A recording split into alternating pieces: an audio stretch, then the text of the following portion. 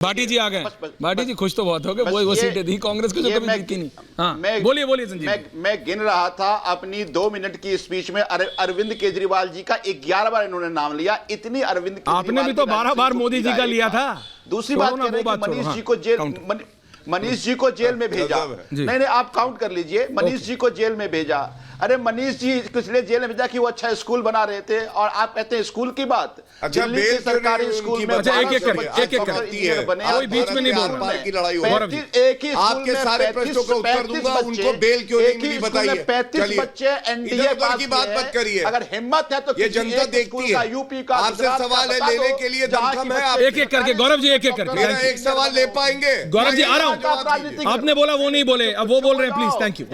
Expose करेंगे एक एक। गौरव भाटिया चिंता ना करो। हाँ बोले मैं बस एक बात अब कहता हूं। अब ये कहते हैं स्कूल की बात। अरे दिल्ली के सरकारी स्कूल में 1200 बच्चे डॉक्टर इंजीनियर बने। तो बता दो यूपी में कितने बने, बताओ गुजरात में कितने बने, हरियाणा में कितने बने।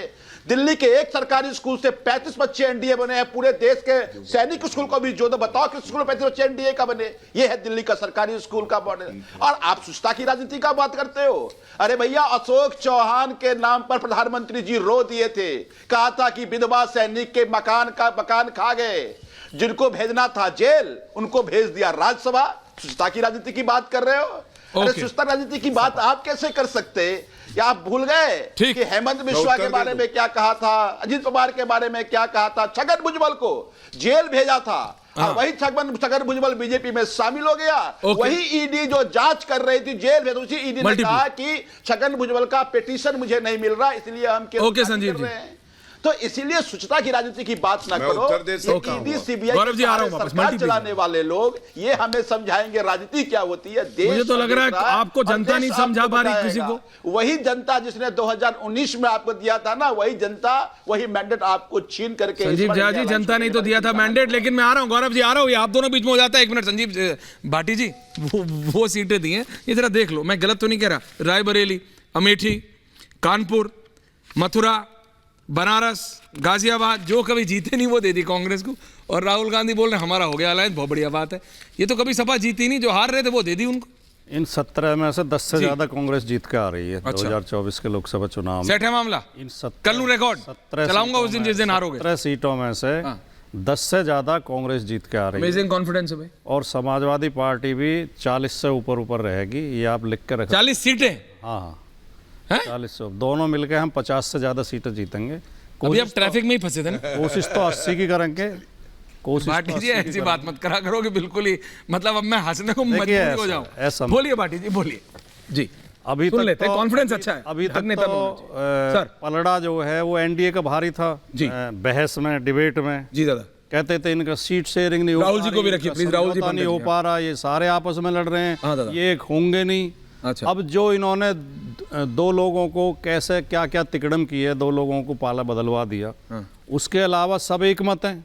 अच्छा। जो इंडिया गठबंधन में पार्टियां हैं सब एक मत हैं। उससे भी ज्यादा बड़ी बात यह है, क्योंकि पार्टियों के एक मत होने से भी ज्यादा बात नहीं बनती। जनता एक मत है।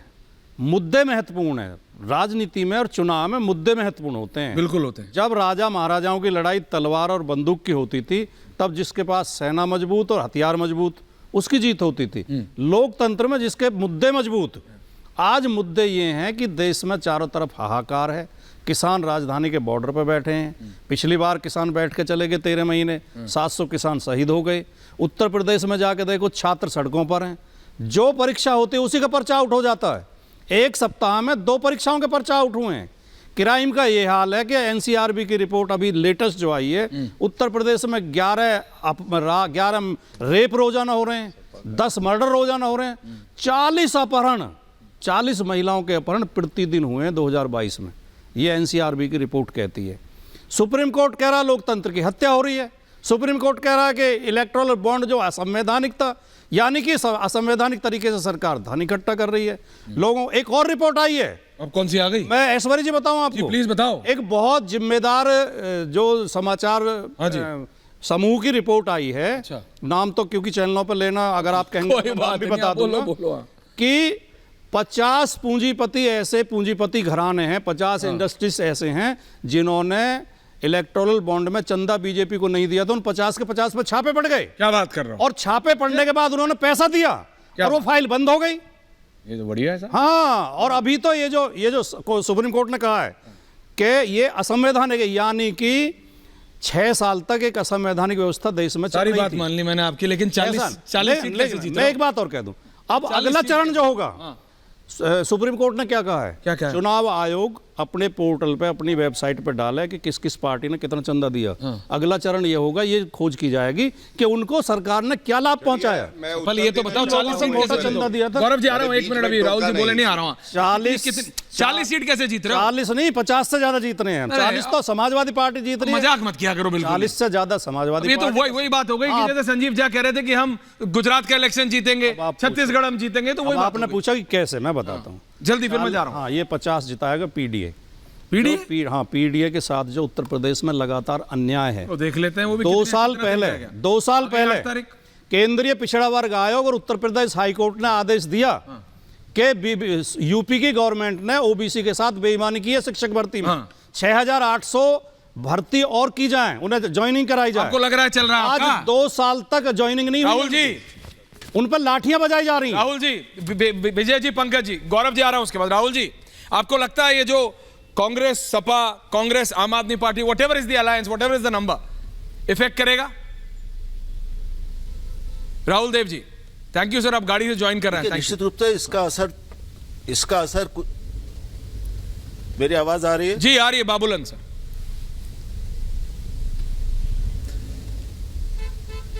असर तो निश्चित पड़ेगा, कितना पड़ेगा इस पर बहस हो सकती है।